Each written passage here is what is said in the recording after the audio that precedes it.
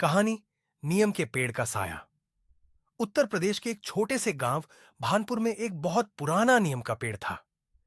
इतना पुराना कि लोग कहते थे वह पेड़ मुगलों के समय से खड़ा है। गांव का हर बच्चा, बूढ़ा और जवान जानता था कि उस पेड़ के पास शाम के बाद नहीं जाना है। क्यों? क्योंकि वहां एक साया रहता है।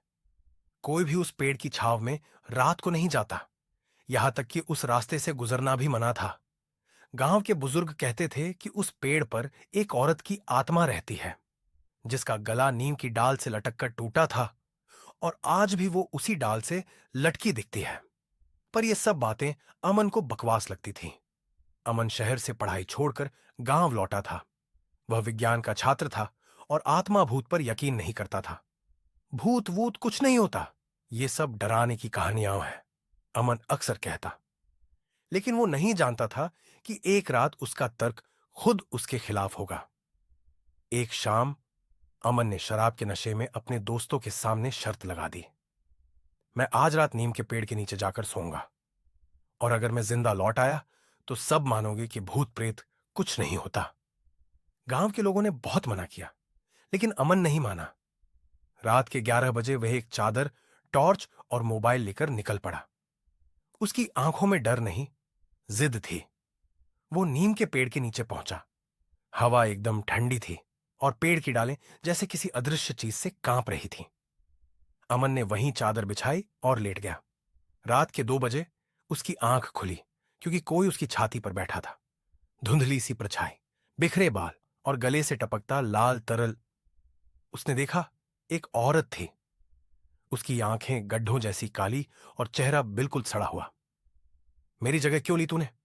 उसने फुफकारते हुए कहा। अमन चीख नहीं पाया। उसकी आवाज गले में ही अटक गई। उसने भागने की कोशिश की, लेकिन उसका शरीर सुन्न हो चुका है।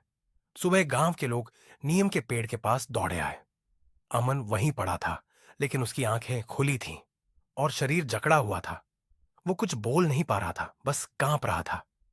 पंडित को बुलाया गया। पंडित ने कहा, यह पेड़ सिर्फ पेड़ नहीं है, ये उसकी समाधि है, जिसे यहां जलाया गया था। आत्मा को यहां से हटाने के लिए हवन करना होगा। अमन को घर लाया गया, लेकिन वो पहले जैसा नहीं रहा। वो अजीब सी बातें करने लगा। वो आ रही है, नीम की डाल हिलने लगी है, मैं नहीं बचूंगा।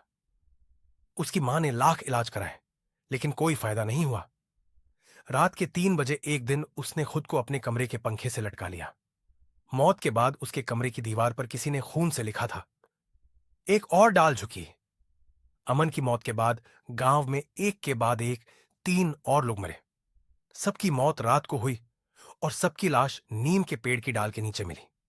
गांव वालों ने उस रास्ते को बंद करवा दिया। पेड़ के चारों तरफ लोहे की जंजीर और ताले डाल दिए। पर क्या साया लोहे से डरता है? नहीं। हर अमावस्या की रात उस पेड़ की डाल फिर से हिलती है, जैसे कोई फिर से लटक रहा हो। कभी कभी गांव के बच्चे कहते हैं, वो दीदी नीम पर बैठी थी, उसने मुस्कुराकर मुझे बुलाया। आज भी अगर आप भानपुर गांव जाएं, तो उस पुराने नियम के पेड़ के पास एक छोटी सी तख्ती लगी दिखेगी। इस रास्ते से ना जाएं, मौत यहीं बैठी है।